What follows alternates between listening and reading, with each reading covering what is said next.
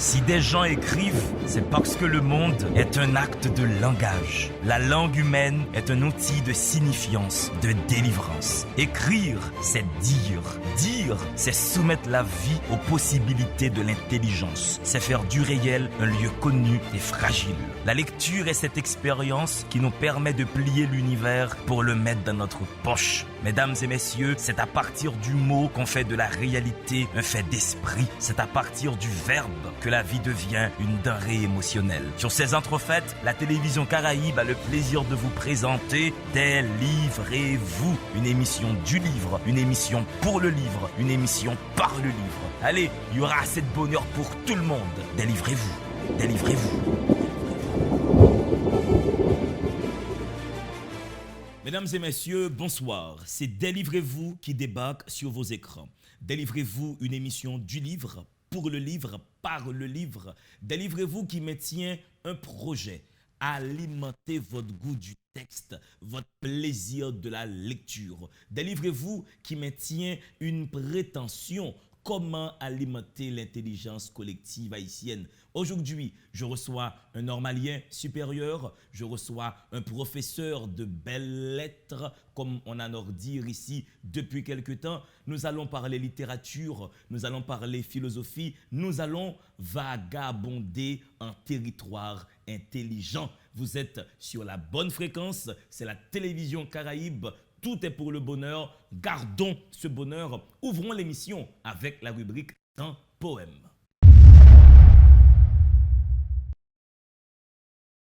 J'ai entre les mains la fameuse boîte noire des imaginaires, la revue Intranquillité, une revue qui est pilotée, qui est gérée, qui est dirigée par le poète James Noël et sa compagne plasticienne, la Suisse Pascale Monin. Lettre aux hommes vieux, c'est pas pour rien que déjà Jacques-Stéphane Alexis rentre dans le bal. À l'époque, il se faisait appeler Jacques la Colère. Je me fais grâce, messieurs, de toutes vos formules, patinées, en prenant l'arme dangereuse de la plume, pour vous écrire tout ce que j'ai sur le cœur. Je le sais, messieurs, vous êtes de ces compétences, de ces expériences, de ces excellences qui reprennent volontiers le mot de Louis XIV. Que diront nos neveux? Eh bien, voilà, j'en suis un. Je crois et je vous envoie cette lettre que le camelot criera et jettera au vent aigre du temps. Vers tous, vers les hommes vieux, comme vers les beaux jeunes hommes. Certes, j'affirme que les hommes ne peuvent qu'être jeunes ou qu'être vieux sans moyen terme. Je vous vois déjà décliner vos âges, et certains même, comme de vieilles coquettes nous disent, je suis encore bien conservé, dit. Mais nous ne sommes pas des gigolos, nous connaissons, nous sommes au regret, tous vos rhumatismes intellectuels, toutes vos maladies de cœur. Nous les voyons dans les effluves maladifs de l'air que vous avez respiré, dans la marche inexorable des temps malgré vos tournées contre vous, dans les chemins que vous avez suivis, où vous demeurez plantés, infirmes et vermoulus, végétation de malaugure. Vous êtes certes des excellences, des compétences, nous le savons, puisque vous êtes nés centenaires, et nous ne sommes pas fâchés d'entendre dire que nous sommes des impertinences, des impudences, des suffisances. Merci. Non, mon trouble n'est pas à moi, et j'ai le droit de le lier à celui des populations souffrantes du globe. Je vous vois déjà affirmer, simple effet de la guerre. Non, je corrige, la guerre, plutôt un simple effet des gelées blanches et des lunes rousses de la réaction contre les forces jeunes qui germinent. Vous voulez le monde traditionnel? Nous voulons le monde rationnel. Vous affirmez la répétition de l'histoire. Nous affirmons l'évolution dialectique de l'histoire. Vous cherchez la vérité dans les vieux livres millénaires. Nous la montrons par la science appliquée à la vie et aux sociétés dans le grand livre ouvert de la réalité mondiale. Oh oui, messieurs, nous sommes non conformistes. Vos barbes tremblent devant les affirmations de la conscience moderne. Ce n'est plus l'affirmation d'une élite caste comme toutes les autres. La conscience moderne n'est plus une conscience d'élite, mais une conscience de masse. Jacques Stéphane Alexis, l'auteur de Romancero aux étoiles, l'auteur de Compère Général Soleil, il sera quelque part présent dans cette émission, étant donné que nous allons explorer l'univers de lecteur de mon invité Lundi Johnny. Respirez, à tout de suite. Si des gens écrivent, c'est parce que le monde est un acte de langage. La langue humaine est un outil de signifiance, de délivrance. Écrire, c'est dire. Dire, c'est soumettre la vie aux possibilités de l'intelligence. C'est faire du réel un lieu connu et fragile. La lecture est cette expérience qui nous permet de plier l'univers pour le mettre dans notre poche. Mesdames et messieurs, c'est à partir du mot qu'on fait de la réalité un fait d'esprit. C'est à partir du verbe que la vie devient une denrée émotionnelle. Sur ces entrefaites, la télévision Caraïbe a le plaisir de vous présenter Délivrez-vous, une émission du livre, une émission pour le livre, une émission par le livre. Allez, il y aura assez de bonheur pour tout le monde. Délivrez-vous, délivrez-vous. Il est d'une intelligence pétillante, d'une culture immense.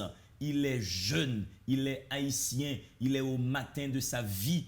Il est un grand mangeur de littérature, de philosophie, de tout ce qui est lié à la connaissance. Et c'est l'attitude que je souhaite à tous les jeunes, à toutes les personnes qui regardent cette émission. Développer des attitudes intellectuelles. Je reçois Lundi Johnny à Délivrez-vous. C'est son deuxième passage sur ce plateau.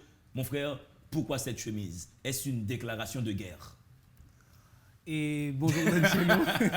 Bonjour à ceux-là et à celles-là qui regardent Délivrez-vous. C'est toujours un plaisir de partager ces objets, cet objet, le livre, et ces objets qui peuvent nous sauver la vie. On ne va pas, c'est pas une déclaration de guerre. Ouais. Je me suis dit, à la base, les chemises extravagantes sont de mon lot. Voici qu'aujourd'hui, je fais dans la sobriété. Toute l'équipe technique de la télé était consternée. Mano, c'est un collègue qui m'a dit, pourquoi cette chemise blanche, mec? D'habitude, tu nous en mets plein à l'œil. Donc, est-ce que pour toi, ta façon de t'habiller, étant donné que ça pétille, comme je viens de le dire, est-ce que ça porte un peu ton rapport avec le livre? Est-ce que tu aimes les livres pétillants, excessifs, qui tapent à l'œil? Oui, il faut dire que j'aime les livres qui dérangent quelque part. Mais cette chemise, c'est pour te taquiner quelque part. Vous voyez, j'aime les auteurs qui me taquinent. Vous voyez, les auteurs qui me sortent de ma zone de confort. Il faut dire que c'est vrai, tu n'as pas tort. Ouais. J'aime ces auteurs-là.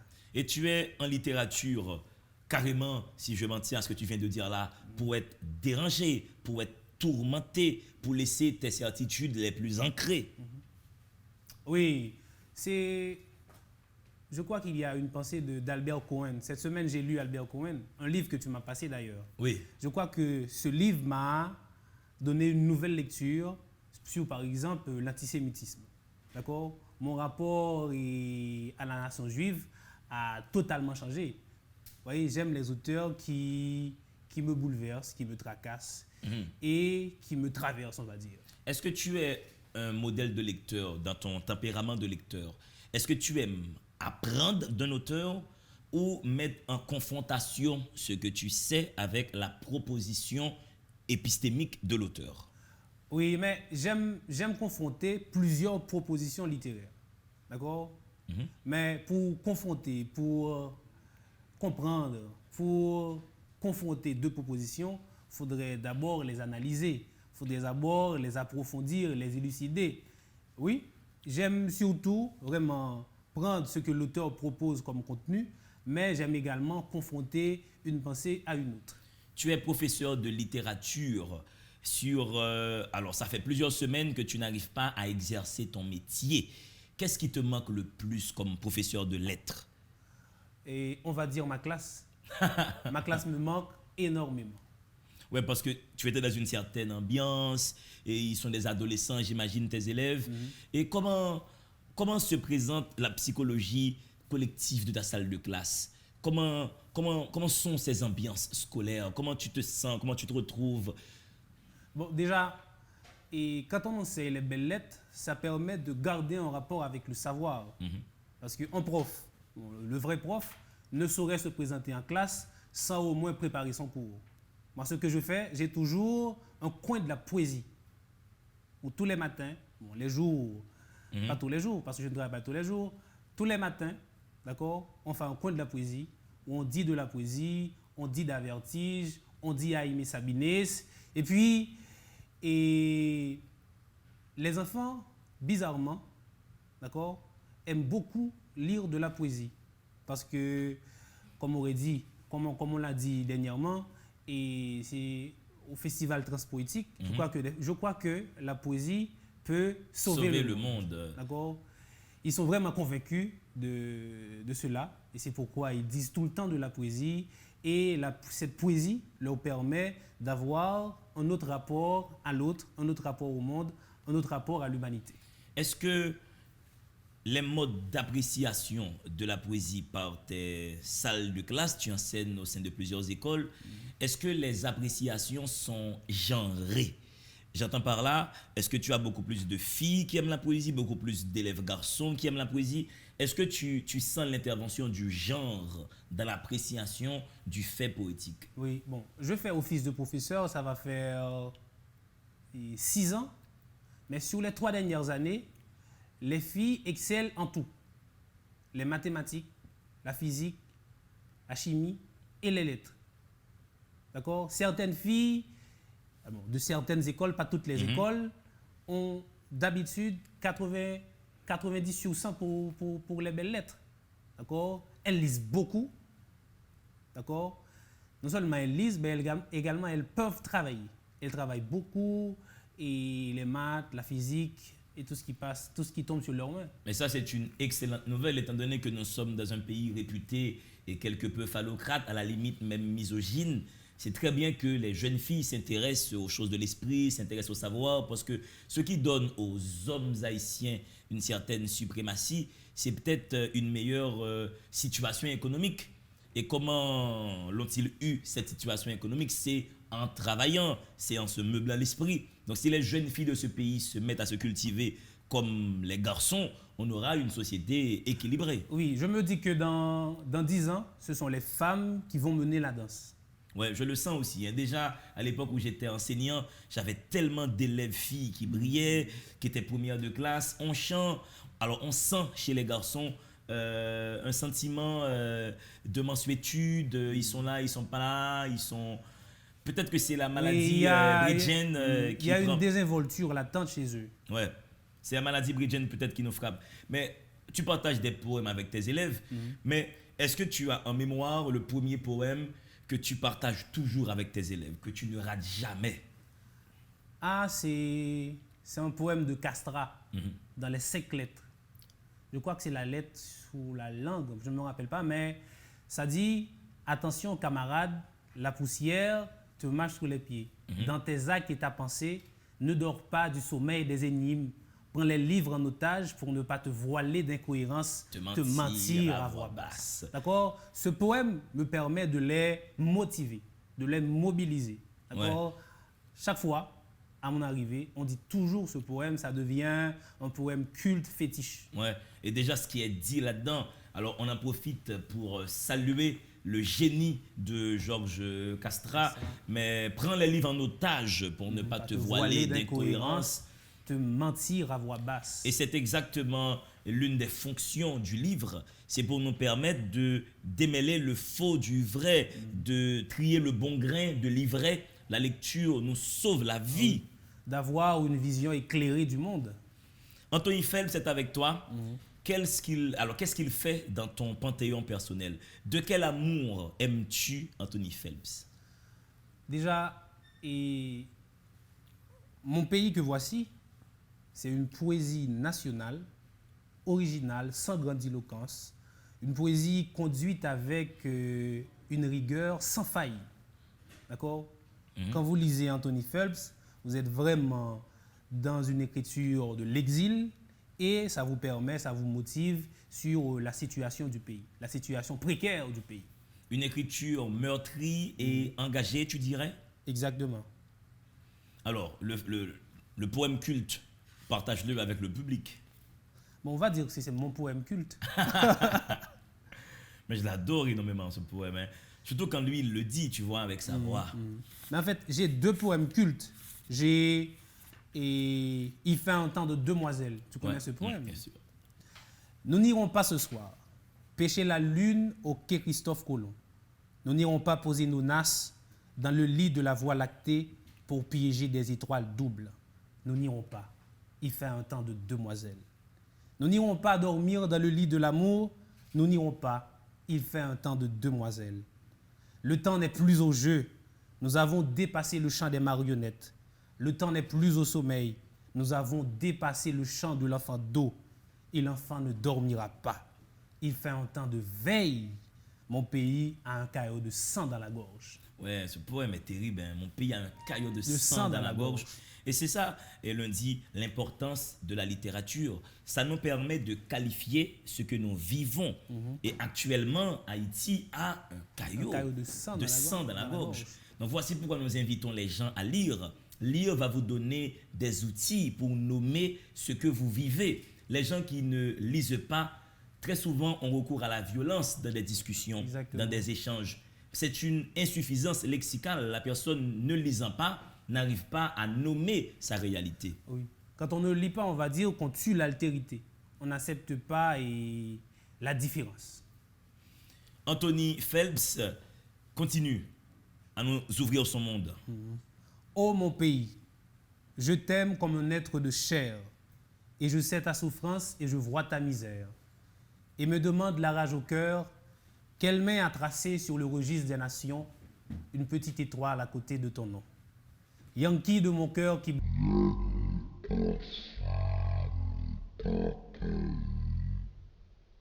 entre chez moi en pays conquis, imprime ma gourde et bat ma monnaie. Yankee de mon cœur qui vient dans ma caille parler en anglais et qui change le nom de mes vieilles rues. Yankee de mon cœur, j'attends dans ma nuit que le vent change d'air. Et ce fameux Yankee, c'est l'américain. C'est un poème qui dénonce Lundi Johnny. C'est la République étoilée. Ouais, parce que c'est l'une des fonctions de la chose littéraire. Elle nous permet la lecture, de nommer les choses que nous vivons. Mais avec ce poème, ce fameux Yankee de mon cœur qui boit mon sang, ça nous permet de dénoncer ce que nous vivons. Donc la littérature nous donne des outils pour exister. Oui. Donc, qui boit mon sang, mon cacao. Et je ne sais plus si c'est dans ce recueil où Anthony Phelps écrit il y a si peu d'amour, il y a 7 milliards d'étoiles. Alors, j'ai voulu donner mon cœur en partage. Ouais. J'ai voulu donner tout un ciel étoilé, mais j'ai voulu offrir 7 milliards d'étoiles, mais personne ne veut s'embarrasser de 7 milliards d'étoiles. C'est un poète extrêmement puissant. Tu te rappelles de ta première rencontre avec Anthony Phelps? Où est-ce que tu étais? Quel âge tu avais? Comment il est rentré dans ton panthéon? Alors, j'ai rencontré Anthony Phelps. Alors, il a présenté une conférence à la Focale. D'accord? Et depuis, on vit, alors, lui et moi, on vit un parfait amour. Parce que j'ai commencé par un autre poème. C'est « Je suis l'aubain dans la cité des hommes de ma race. Je suis celui qui sort de nulle part et qui n'est point d'ici. » J'ai commencé avec ce poème. Ouais, parce que autant que tu mentionnes la Focale, ça me permet de saluer toute l'équipe de la Focale, une équipe de femmes qui fait un travail monstrueux, un travail immense en Haïti pour que tellement de jeunes puissent avoir accès à la culture, à la lecture. Moi, j'avais 12 ans, 13 ans, quand j'allais déjà à la bibliothèque Monique Calixte pour lire. J'ai été membre du club de débat de la Focale où on m'a appris la tolérance, où on m'a appris à argumenter, à réfuter, à avoir un esprit critique. La Focale fait un travail immense et je salue le travail de ces dames qui sont à l'avenue Christophe et qui proposent de la culture et une culture importante pour ce pays. Oui, Focale m'a vraiment ouvert les yeux, d'accord, parce que quand je me suis rendu à la bibliothèque Monique Calixte, j'étais en 7e au lycée Jean-Jacques Dessalines. D'accord, on m'a dit on va visiter la BMC et puis je me suis rendu et puis avec une pitance, on m'a passé une carte et puis depuis me voilà et bon lecteur. Et ce qui est intéressant avec la BMC, on ouvre un peu cette parenthèse, c'est aussi le cadre de lecture que la BMC propose, la bibliothèque Monique Calixte. C'est un cadre qui est d'un agréable prégnant, et l'air est propre, sain, c'est bien arrangé. tu es dans un confort physique tel qui te donne envie de lire. Donc j'invite les parents qui regardent cette émission à faire une carte de bibliothèque pour leurs enfants à la bibliothèque Monique Calixte qui est à l'avenue Christophe à côté du collège Vision Continentale. Voilà, qui est et Paul Robert également. Paul Robert, c'est à côté. Donc c'est impossible de rater la focale, ce grand immeuble qui vous propose mais une littérature variée. Il y a même un espace jeunesse. Oui. Parce que moi, quand j'ai 13 ans, j'allais dans l'espace jeunesse pour lire Phosphore comme revue d'adolescent, Sciences et Vie Junior. Donc, chers enfants, 14 ans, 15 ans, 16 ans, il y a de la lecture pour vous à la BMC. J'ai découvert Graham Greene là-bas. Ah. Oui, les comédiens, surtout les comédiens. Et sans compter, sans oublier la programmation culturelle de la focale le dit Johnny. Hein. Avec les Mardi Doc et Ciné Mardi, tout ça. Voilà, ça fait un espace culturel à découvrir. Et nous découvrons Anthony Phelps avec mon invité Lundi Johnny, qui est normalien supérieur, qui est professeur de belles lettres, qui est un grand mangeur de passion, d'intelligence, de livres, de culture. Vous êtes sur la télévision Caraïbe, Wendy, Fekier, Barreau, Émilie, ils sont tous motivés. Nous sommes là pour vous donner du bonheur à profusion. Alphonse, il est tout chaud, chaud comme la braise. Respirez, vous chez vous. Si des gens écrivent, c'est parce que le monde est un acte de langage. La langue humaine est un outil de signifiance, de délivrance. Écrire, c'est dire. Dire, c'est soumettre la vie aux possibilités de l'intelligence. C'est faire du réel un lieu connu et fragile. La lecture est cette expérience qui nous permet de plier l'univers pour le mettre dans notre poche. Mesdames et messieurs, c'est à partir du mot qu'on fait de la réalité un fait d'esprit. C'est à partir du verbe que la vie devient une denrée émotionnelle. Sur ces entrefaites, la télévision Caraïbe a le plaisir de vous présenter Délivrez-vous, une émission du livre, une émission pour le livre, une émission par le livre. Allez, il y aura assez de bonheur pour tout le monde. Délivrez-vous, délivrez-vous. Mesdames et messieurs, vous suivez toujours Des livres et vous, une émission du livre, pour le livre, par le livre, une émission qui se propose de faire la promotion de la lecture. Oui, on en a besoin en Haïti, on en a besoin partout dans le monde, on a besoin de livres. Les livres sont des canaux de sauvetage. Les livres peuvent vous nourrir intellectuellement, spirituellement. Les livres sont là pour sustenter votre esprit. Ne négligez pas les occasions qui se présentent à vous pour saisir un livre. Et comme j'aime le dire, si vous tombez sur un livre, vous ne l'aimez pas, vous vous endormissez en lisant le livre, ce n'est pas grave. Soit vous n'aimez pas ce livre, changez de livre. Soit vous étiez fatigué, mais donnez-vous cette habitude de consommation continue de textes. Ce que fait Lundi Johnny, notre invité, qui aime tellement les livres, qui aime tellement la littérature, qu'il a décidé d'enseigner cette littérature. Anthony Phelps, on l'a compris, il est très présent dans ton panthéon de lecteurs. Mais dis-nous à ton avis, qu'est-ce qui participe à la réussite poétique de la proposition de Phelps? Pourquoi ça marche à ton avis? Pourquoi la mayonnaise prend?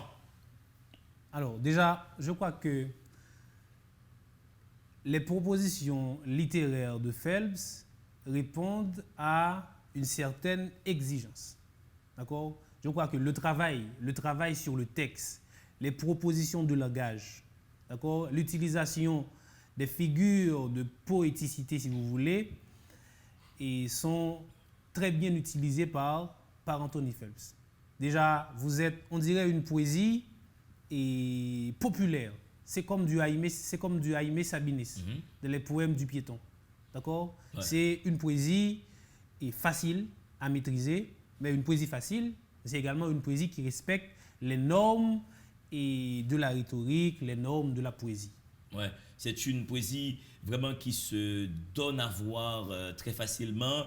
C'est une langue qui n'est pas capricieuse. Exactement. C'est une langue, on l'a dit au tout début de l'émission, la langue de Phelps est une langue qui pétille.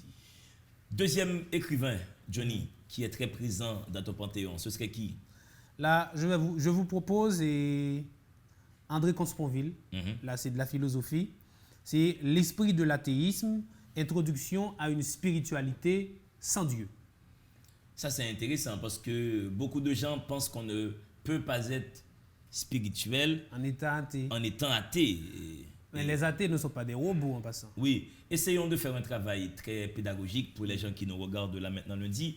Commençons par la définition d'un athée. Parce qu'en Haïti, il y a des gens qui se disent athées, il y a d'autres riverains qui répondent « Ah non, il n'y a pas d'athée, ça n'existe pas un athée ». Donc comment tu pourrais définir pour un jeune homme de 19 ans qui regarde cette émission, dis-lui, qu'est-ce qu'un athée?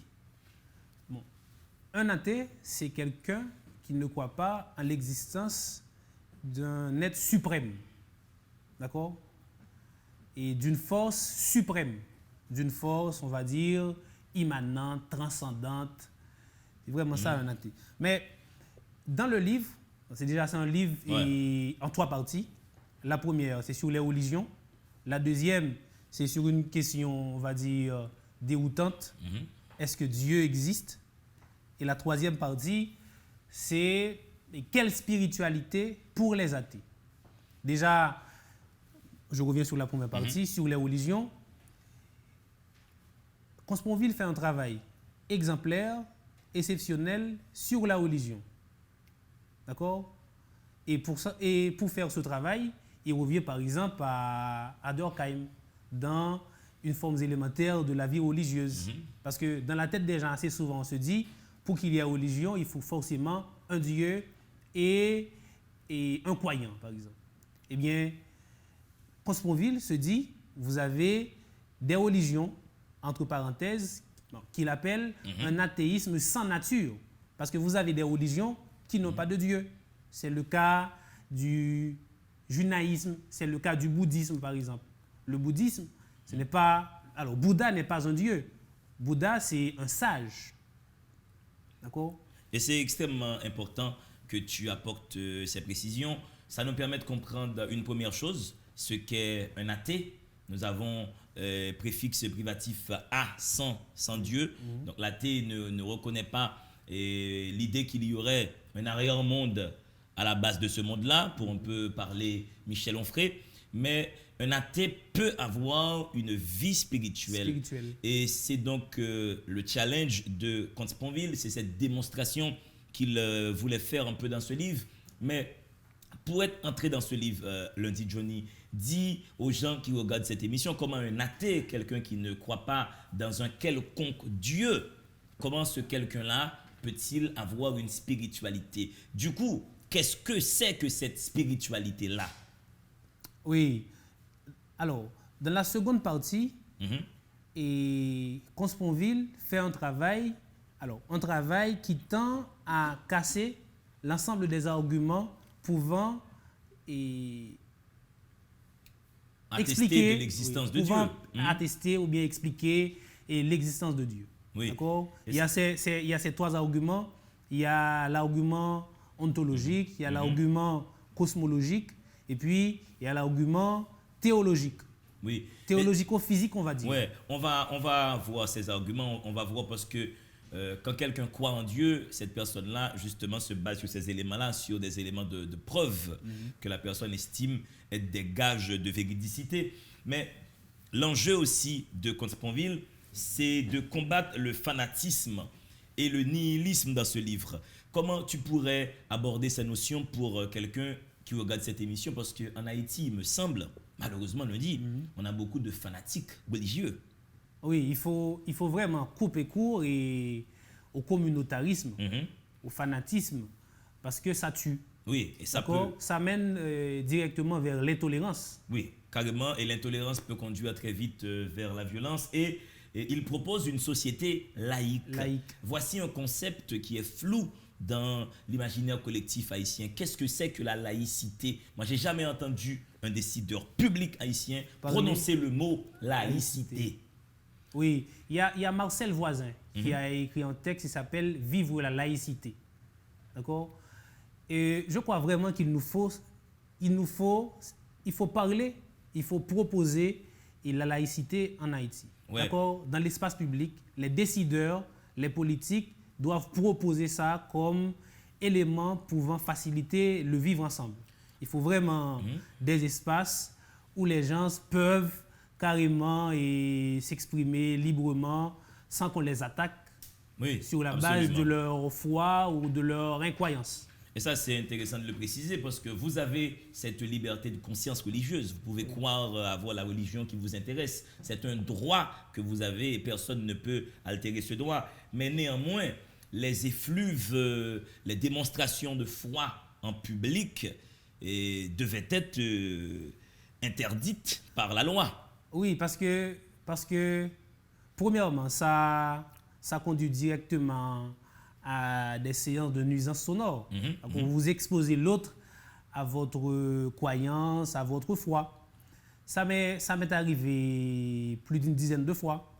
Là où j'habite, il y a un petit bar, mais à côté, il y a une église. D'accord? Des fois, à 10h, 11h, on chante, on danse. Et puis, eux, ils débarquent, ils disent arrêtons et vous nous empêchez de dormir. Mais eux, au nom de Dieu, d'accord, quand ils font leur veille de prière, eh bien, vous ne pouvez pas les déranger. Ouais, parce que la laïcité, et c'est bien de préciser cet exemple-là, parce que ce n'est pas qu'il faut fermer toutes les églises, ce n'est pas ça la laïcité. La laïcité, ce n'est pas demander à tout le monde de ne pas croire en Dieu, ce n'est pas demander à tout le monde d'être athée, c'est demander à chacun de garder sa foi personnellement, de faire de sa foi un événement personnel et de ne pas l'exposer dans le domaine public. Donc les croisades, les chemins de croix, et c'est particulier. Une gestion privée de sa vie spirituelle, si vous voulez. Voilà, si vous avez une église, construisez l'église de façon telle que le son du culte ne sorte pas déranger, ameuter tout un quartier. Et il faut que l'État soit laïque. C'est au ministère des cultes de s'en charger. De s'en charger. Parce qu'un président haïtien qui monte au pouvoir, qui prend investiture et qui va faire un tédéum à l'église catholique, ça prouve que l'État haïtien n'est pas un État laïque. Il n'y a que Leslie Maniga qui a refusé de prendre son tédéum, qui a dit ma question. Assez souvent, je me pose cette question. Si jamais un pasteur devient président, comment il s'y prend? Oui. Oui, si un pasteur fanatique devient président, est-ce qu'il va prendre son tédéum? Donc il faut que l'État soit laïque. Il faut que tout le monde puisse avoir le droit de croire dans ce qu'il veut, dans ce qu'il souhaite. Mais tu ne peux pas avoir ton collègue de travail, à midi, tu ouvres ta radio évangélique et tu déranges ton voisin. Tout comme ton voisin qui n'est pas croyant n'a pas le droit de mettre son rabot d'ail ou sa musique qui va te déranger. Ça donne une société où tout le monde se respecte mutuellement. Donc prenons la laïcité. Parmi les preuves de l'existence de Dieu, Johnny le dit, il y a cette fameuse preuve ontologique, comme on sait. On va essayer de voir ça très rapidement pour que les gens puissent comprendre comment ça fonctionne la foi. Cette preuve cosmologique, si tu veux, prenons la preuve cosmologique avant la preuve ontologique. Et parce que Voltaire était un peu dans cette façon de voir le monde. Il y a beaucoup de gens qui te disent en Haïti, est-ce qu'on pas ciel là pas un poteau qui belle. Et l'univers est tellement bien organisé, tellement réglé, et la vie est tellement parfaite. Il y a forcément un créateur derrière. Donc ce qu'il faut apprendre aux gens, quand vous raisonnez de cette façon-là, vous êtes dans une catégorie de preuve de l'existence de Dieu qu'on appelle la preuve cosmologique. Et comment... On peut également appeler la preuve physico-théologique. Absolument. Il y a toujours cette explication qu'il n'existe pas d'horloge sans horloger. Sans horloger, voilà. Et les gens te disent l'univers est parfait, c'est bien réglé. Justement, je suis désolé, l'univers n'est pas parfait. Tout n'est pas bien réglé. L'univers est bourré, est chargé de défauts. Il faut s'informer un tant soit peu pour comprendre ce qui se passe sur Saturne, sur Jupiter et ailleurs dans l'univers. Donc ce n'est pas autant bien organisé qu'on ne le pense. Oui. Et Comte Sponville, il en parle. Oui. Après, j'ai adoré quand il a parlé de la faiblesse des expériences. Parce que ça, c'est important comme élément. Il nous dit, mais si Dieu, il existe, il devait se manifester quand même un peu plus. Si nous constatons les massacres, si nous constatons les guerres, les croisades, des gens qui meurent, Dieu devait se manifester. Oui, depuis le 15e, 16e siècle avec l'Inquisition.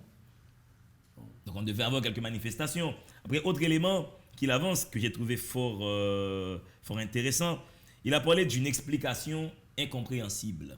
Donc, si vous ne comprenez pas comment marche le monde, vous ne pouvez pas vous référer à un Dieu que vous ne comprenez pas encore plus. Donc vous ne comprenez pas l'univers, mais vous vous référez à un Dieu que vous ne comprenez pas encore. Donc, ça fait, on ne peut pas expliquer l'inexplicable par l'inexplicable. Donc, moi, j'ai beaucoup adoré ces éléments. Mais je ne sais pas quel élément t'a beaucoup plus marqué lundi parmi toutes les preuves de l'existence de Dieu qu'il a avancées et comment il les a déconstruites, ces preuves. Moi, et la preuve, selon moi, est la plus originale, c'est la preuve cosmologique. Ouais. D'accord? Laquelle preuve est inscrite dans la pensée de Leibniz. Bon, je lis pour vous. Je ferai la même objection à la preuve cosmologique aux preuves par la contingence du monde. Mais présentons-la d'abord brièvement, telle qu'on la trouve par exemple chez Leibniz, qui en donne sans doute l'exposé le plus dense et le plus fort. Elle n'est plus a priori, mais a posteriori.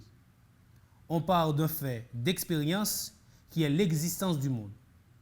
Ce fait, comme tous les faits, doit pouvoir s'expliquer en vertu de ce que Leibniz appelle le principe de raison suffisante. Rien n'existe ou n'est vrai sans cause ou sans raison. Or, le monde est incapable de rendre raison de lui-même.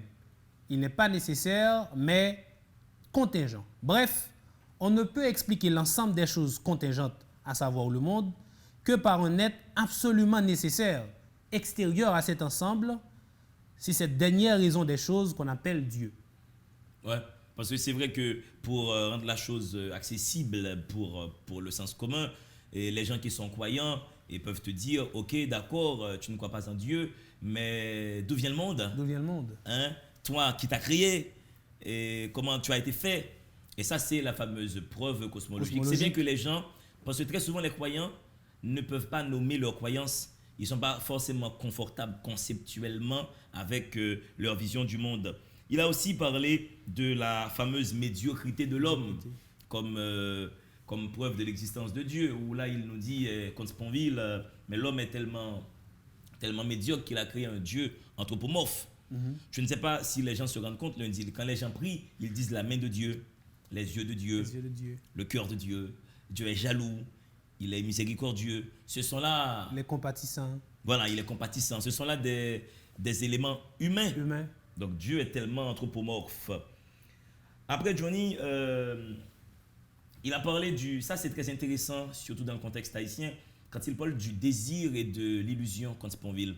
Parce que, à la base, la façon dont Dieu nous est présenté, il répond tellement à nos désirs qu'on peut voir la supercherie. Pourquoi nous prions Dieu? Pour avoir du pain, pour avoir de l'eau, de la sécurité, pour avoir de la vie éternelle, pour avoir de la santé, pour avoir de la richesse. Ce sont des désirs que nous avons. Et il avance contre Sponville qu'on a créé une illusion, donc Dieu.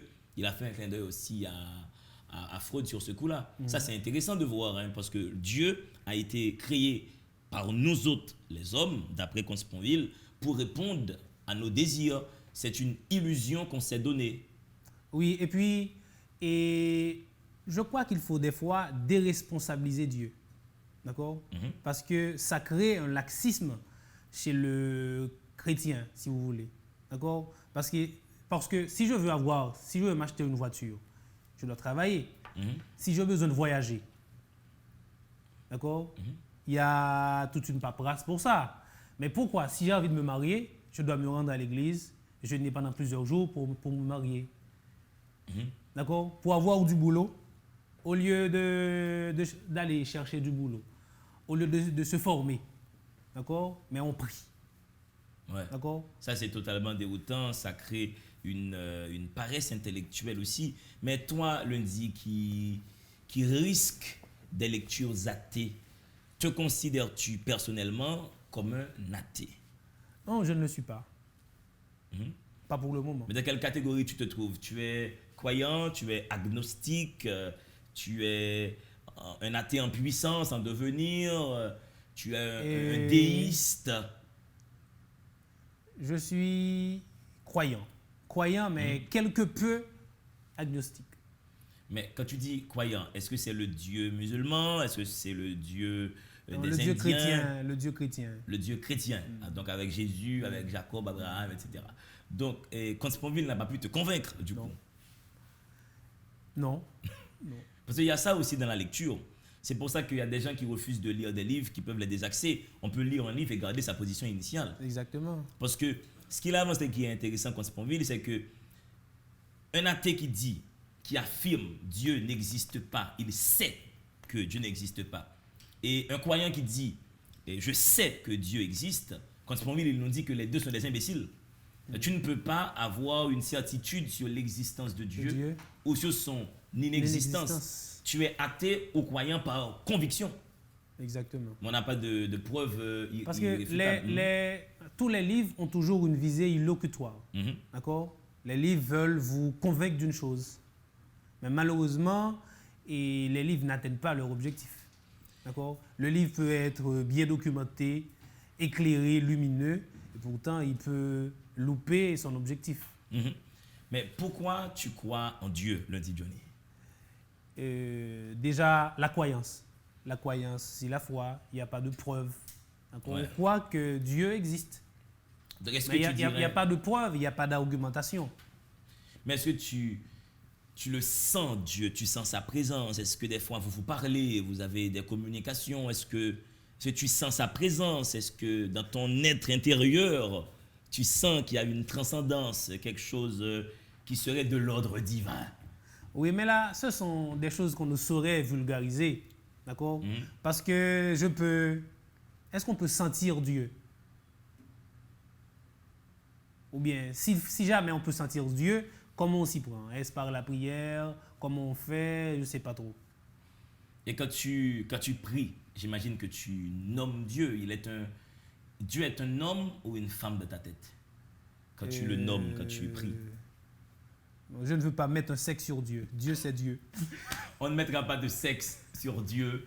Dieu, c'est Dieu. Voilà, mesdames et messieurs, merci d'être avec nous dans cette émission Délivrez-vous. Il s'agit de feuilleter tous les livres qui sont disponibles, de ne pas avoir peur de lire avec passion, de lire avec plaisir, de choisir les livres qui vous plaisent. Je vous laisse respirer. À tout à l'heure. Si des gens écrivent, c'est parce que le monde est un acte de langage. La langue humaine est un outil de signifiance, de délivrance. Écrire, c'est dire. Dire, c'est soumettre la vie aux possibilités de l'intelligence. C'est faire du réel un lieu connu et fragile.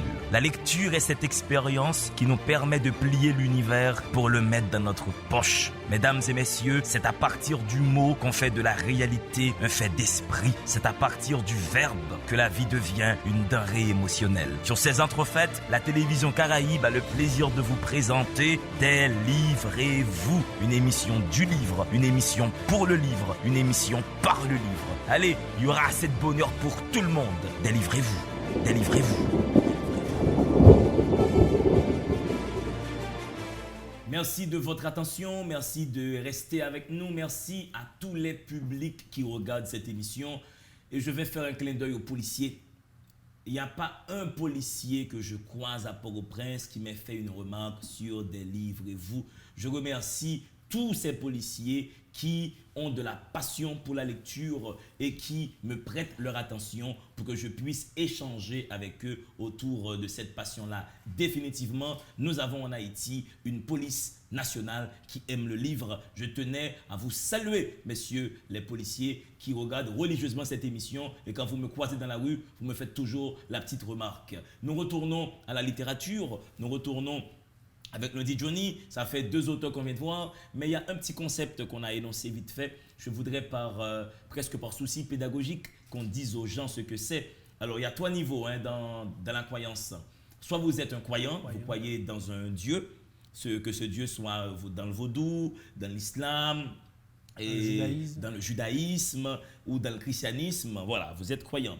Et soit vous êtes athée, donc vous rejetez tous les systèmes de croyance. Vous rejetez toute idée qu'il y aurait une transcendance. Donc vous êtes dans l'immanence, dans l'être. Vous rejetez tous les protocoles mystiques, mythologiques. Vous avez comme protocole de fonctionnement la raison. Ou, voici une catégorie intéressante, où vous êtes agnostique.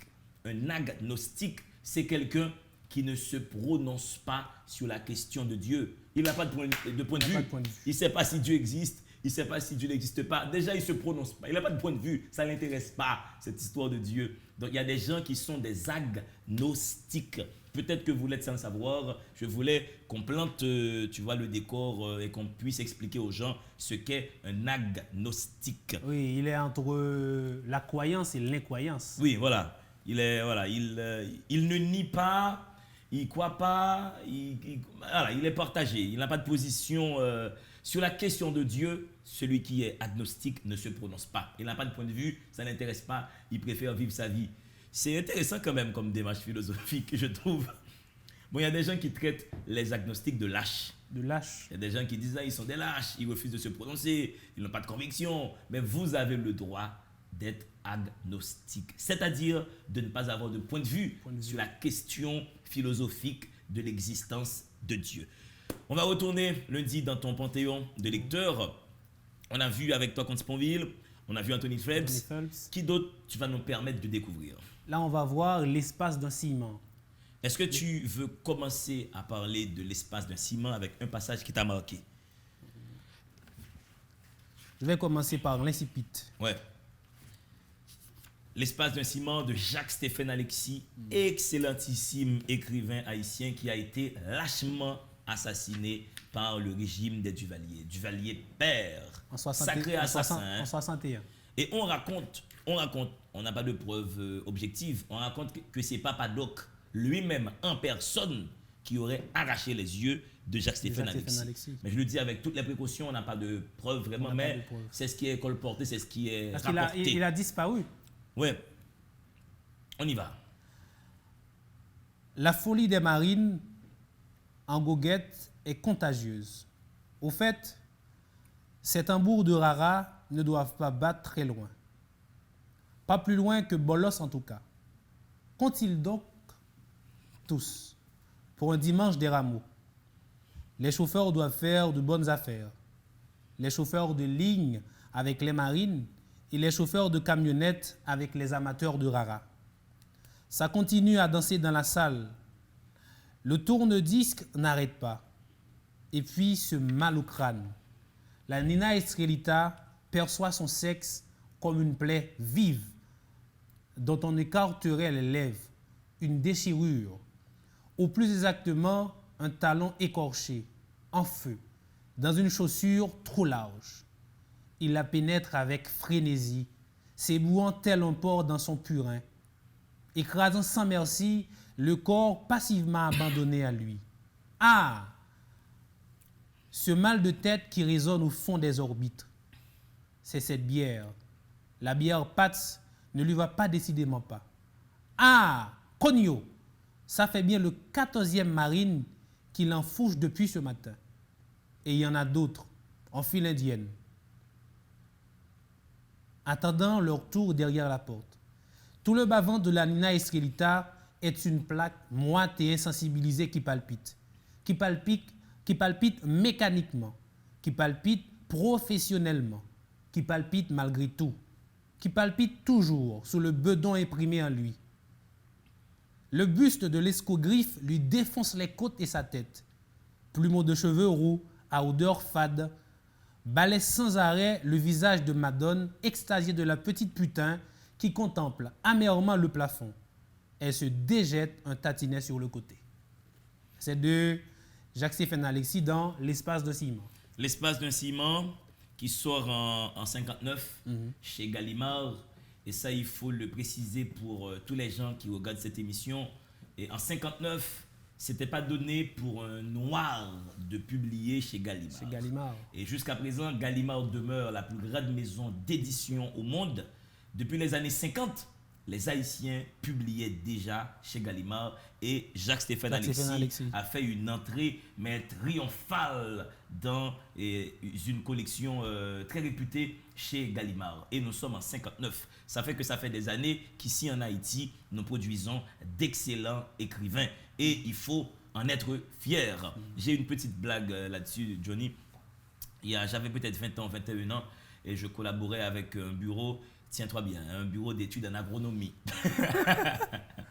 Mais qu'est-ce que je faisais? Je relisais les textes des projets agronomiques et s'il y avait des fautes de français, je devais les relever et tout. C'était mon petit travail d'étudiant. Et il y a un Guinéen, un Africain dans l'équipe et qui m'entend parler avec mon père adoptif, Étienne Orémile, qui m'a beaucoup aidé, hein, qui m'a appris à lire, Étienne Orémile, qui m'a donné beaucoup de livres quand j'avais 14 ans, 15 ans, 16 ans. Et on discute de littérature et ce Guinéen qui dit « J'ai entendu dire littérature haïtienne ». J'ai dit « Oui, il y a une littérature haïtienne ». J'ai dit « Et toi, dans ton pays, quand tu avais 15 ans, tu avais des cours de littérature guinéenne ». Il me dit « Non, non, ça n'existe pas ». Ils n'ont pas de cours de littérature, tu vois, guinéenne. Bon, ça, c'est un cas. Donc, on a une littérature très riche, il faut en parler. Et Jacques-Stéphane Alexis, on va en parler. Dis-nous ta passion pour l'espace d'un ciment. De quel ciment cette passion est faite? Oui, parce que pour moi, l'espace d'un ciment, c'est avant tout un roman d'amour. D'accord? Un amour déroutant, un amour bouleversé. Et quelque peu improbable. Exactement. Parce que entre la Nina Esquelita, d'accord, une pute qui travaille à un petit bar qu'on appelle Sensation Bar, et un mécanicien progressiste, El Caucho. Les deux sont d'origine cubaine, d'accord. Ils vont se rencontrer dans ce bar, et puis de là, ils vont tenter d'organiser leur vie ensemble. Pourquoi j'ai dit tenter? Parce que, et à la fin du roman, l'excipit, et la Nina ne pourra pas contenir tout l'amour d'El Caucho. D'accord? Ouais. Elle se dit, bon là, je pars, je vais travailler pour oublier la Nina. Parce que le vrai nom, à la fin du roman, le vrai nom de la Nina, c'est... Je ne sais plus là, je suis tellement dans la Nina. Ça Erlancia, quelque chose du genre. Bon, et la mémoire des fois te fait un trou et ceci même à la télévision. Hein. Mais c'est... Non, c'est Eglantina. Eglantina, voilà. J'étais pas loin. Hein. El Caucho, c'est Raphaël. Oui, donc c'est un amour improbable. Et c'est un amour, c'est aussi un roman qui dit qu'une personne qu'on appelle une prostituée, une travailleuse du sexe, est capable d'aimer. Donc ce regard cliché qui fait penser que les prostituées seraient incapables de tomber amoureuses, ah ben c'est faux. L'espace d'un ciment nous met en scène une jeune femme, cette Nina Estrelita, qui est tombée et amoureuse de El Caucho. Mais c'est aussi un roman qui pose le principe de différence qu'il y a dans les couples. Quand tu prends la Nina qui est prostituée, quand tu prends El Caucho qui est mécanicien, ils sont de deux univers différents. Hein. Donc c'est aussi un roman qui nous porte à comprendre que les horizons peuvent être différents, les horizons des gens peuvent être différents, mais ça ne leur empêche pas leur droit d'aimer et d'aimer. Exactement. Dis-moi, est-ce qu'il y a des passages qui t'ont choqué, mais politiquement, dans l'espace d'un ciment? Oui, je crois que c'est vraiment la mort le père spirituel d'El Caucho. Je crois que c'est Josué Menendez. D'accord? Parce que assez souvent, je me pose des questions. Pourquoi les personnages créés par Alexis viennent assez souvent, et par exemple, soit de Cuba, par exemple. Ouais. Dans ce livre, les deux personnages principaux, si vous voulez, viennent de Cuba. De Cuba. Donc, du coup, pourquoi pas des États-Unis? Pourquoi pas d'un autre pays, on va dire, capitaliste, impérialiste? Rappelons-nous de la position politique de Jacques-Stéphane Alexis. Il était quand même militant communiste et c'est pour ça qu'il a été assassiné, mais lâchement assassiné par le régime des Duvalier. Et ça, il faut ne pas arrêter de le dire. Hein. Il faut que la jeunesse soit au courant. Les Duvalier ont assassiné beaucoup de grands savants, de grands intellectuels haïtiens pour leur position. Donc, il n'y a rien de bien, rien de beau, rien de bon à garder du duvalierisme. C'est un régime obscurantiste. Ça, il faut le dire, il faut le marteler. Mais il y a une scène qui m'a beaucoup plu, les l'espace de ciment, c'est quand El Caucho va finir par assommer des soldats américains. Oui. Et ça, c'est une grande première dans l'histoire du roman haïtien. Comment peut-on assommer, comment peut-on arriver à bout de soldats américains? Il les a battus, ces soldats américains. Bien entraînés déjà. Oui, des soldats bien entraînés. Mais ils se sont battus, c'est parce que l'un des soldats a perdu sa bague. Oui. Et c'est bien la Nina qui l'a volé. Qui avait volé la bague, en effet. mais j'ai beaucoup aimé sa réaction, le fait que Jacques-Stéphane Alexis nous présente un Haïtien, et bon, avec ses racines cubaines, mais un Haïtien en capacité de casser la gueule à un soldat américain. Et ils étaient nombreux, le mec, il les a assommés. Tabassés. Mais qu'est-ce qui t'a choqué dans l'espace d'un ciment, si choc il y a eu? Qu'est-ce qui t'a déplu, je veux dire? Je crois que c'est le rapport presque inhumain entre les soldats et la Nina Estrelita. D'accord?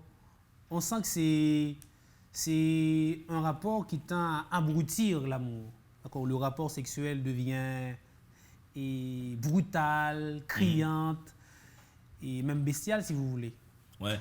C'est aussi, si on pousse le curseur plus loin, et l'espace d'un ciment nous dit carrément que la société caribéenne a été transformée en un vaste bordel. Exactement. Par l'impérialisme américain. Donc ce sont des éléments qu'il faut préciser. Il y a même un moment où El Caucho se dit que la Caraïbe, c'est comme un grand bordel. Ouais, c'est comme un grand bordel, en effet. Je crois que c'est le 5e chapitre. Parce que déjà, le livre est subdivisé en 6 chapitres. Ah, c'est important de mentionner ça. On a oublié de mentionner les chapitres cette intelligence de la construction romanesque. Et Alexis les appelle des mentions. Ouais. Il a l'odorat, il a la vue, le goût, le toucher. Et puis la première rencontre, entre El Caucho et la Nina Estrelita, je crois que c'est la vue.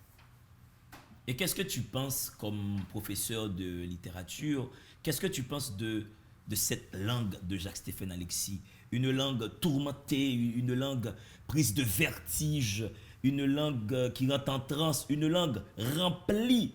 Moi, c'est ça qui m'a plu chez Alexis. C'est un style que j'appellerais un style d'œuf. C'est plein comme un œuf. Il n'y a pas de trou vide chez Alexis. Oui, ce qui m'a intrigué, et puis Alexis est neurologue. Hein. Ouais. Il est médecin neurologue.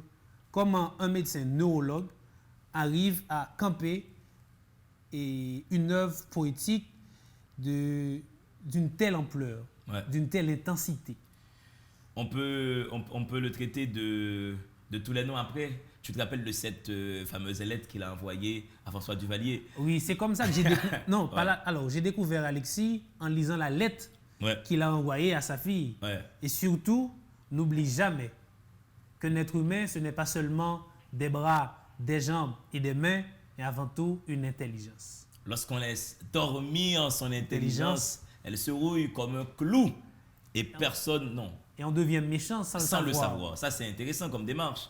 Mais dans la lettre à François Duvalier, il lui dit « Je crois avoir prouvé que je suis un enfant de l'avenir. » Oui, il avait de l'avenir, il l'a montré. Jacques-Stéphane Alexis, l'espace d'un ciment, Romancero aux étoiles, pour voir une réécriture des contes haïtiens, Bouki Malice, portée par la plume tourmentée, la plume géniale de Jacques-Stéphane Alexis. Donc, je vous invite à découvrir l'espace et son plus grand roman, Compère Général Soleil. Avec ce fameux Hilarius. En 55. Moi, Hilarion, moi, je l'ai vu. Hein.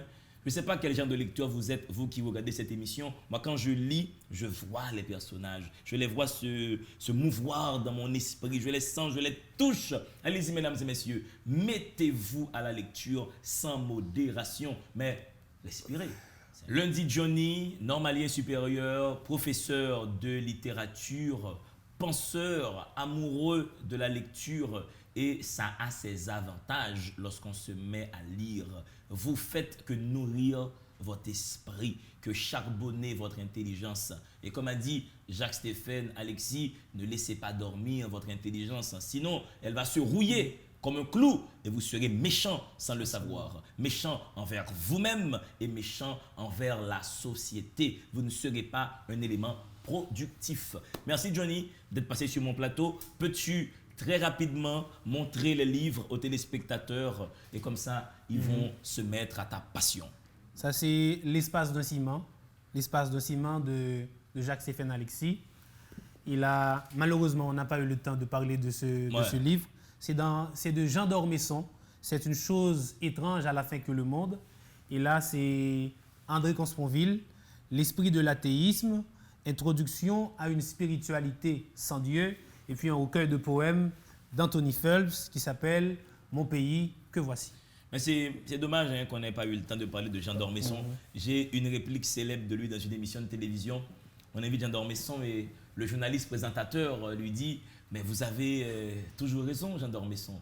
Et là, il répond calmement avec l'humour qu'on lui connaît « C'est pas bien d'avoir toujours raison. C'est pas bon pour le caractère. » Jean d'Ormesson, qui est un ancien académicien de l'Académie française, qui est mort il n'y a pas longtemps. L'année dernière, le même jour que Johnny Hallyday. Ah ben tu vois comme quoi, qui nous a laissé une œuvre immense, hein? Johnny Hallyday aussi, hein? Mais quel chanteur. Hein? Oui. Je ne sais plus qui a écrit ce texte pour lui. Le Michael Jackson des Français. Ouais, mais absolument. Mais je ne sais pas qui a écrit ce texte pour lui, mais quand il chante « Quand tes cheveux s'étalent comme un soleil d'été et que ton oreiller ressemble au champ de blé, que je t'aime, que je t'aime, que je t'aime. » Écoutez aussi de la bonne musique, mesdames et messieurs. Hein. Il y a commune mesure entre la lecture et de la bonne musique, de la musique poétique, de la musique qui vous fait penser.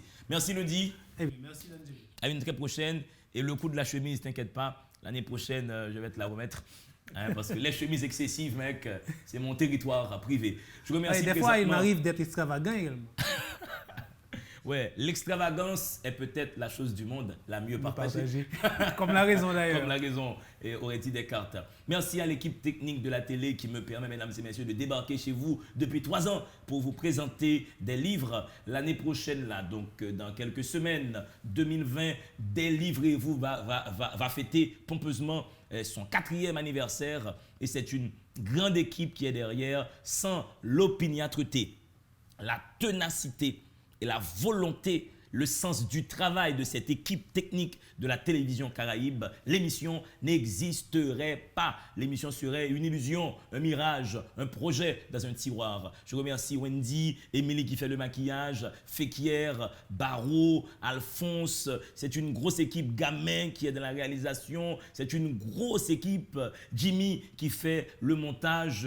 C'est une grosse équipe. Hein. La mémoire, je vous le rappelle, ma mémoire fonctionne comme un trou. Spencer, Kevin qui font des photos et le prochain député de Léogane, Barreau, qui a toujours son chapeau, qui nous donne un coup de main dans cette équipe. Donc nous avons une grosse équipe avec beaucoup de passionnés comme Guito, comme Greg Bull, comme Ralph qui gère le son. C'est une grosse équipe. La maison de la télé est très heureuse de vous présenter cette émission. Allez, respirez, dites de temps en temps, gardons bonheur. Dans le monde, il doit y avoir 2 êtres. Des livres et vous.